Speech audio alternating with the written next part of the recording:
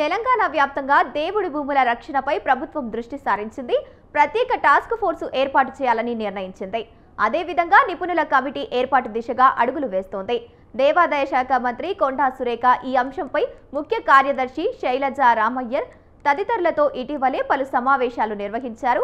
న్యాయపరమైన పోరాటాన్ని మరింత గట్టిగా చేపట్టాలని నిర్ణయించారు. 2002 నుంచి 2025 వరకు 1500 కేసులు పెండింగ్లో ఉన్నట్లు అధికారులు తెలిపారు.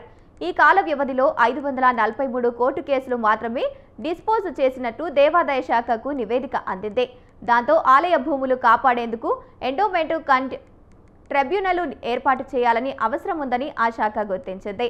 దీంతో ట్రస్టీలకు సంబంధించి కేసులో గట్టిగా వాదించాలని నిర్ణయించింది. అవసరమైతే పురావస్తు పరిశోధనా శాఖ దగ్గర వివరాలు సేకరించి ఆ సమాచారాన్ని సాక్ష్యంగా తీసుకుని ముందుకు వెళ్లేందుకు సిద్ధమవుతోంది. దీనికోసం నిపుణుల కమిటీని నియమించాలని అభిప్రాయం వ్యక్తం చేసింది.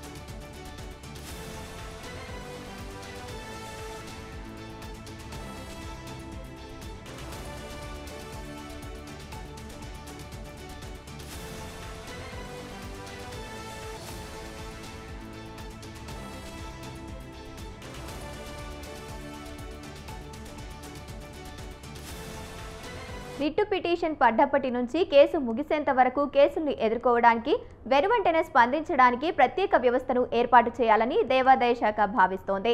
మధ్యంతర ఆదేశాల విషయంలో ఆలస్యం జరగకుండా చూడాలని నిర్ణయించింది. కోర్టు ధిక్కరణ అంశాలతో తీవ్ర ఇబ్బందులు ఏర్పడుతున్నాయన్న విషయం చర్చించింది.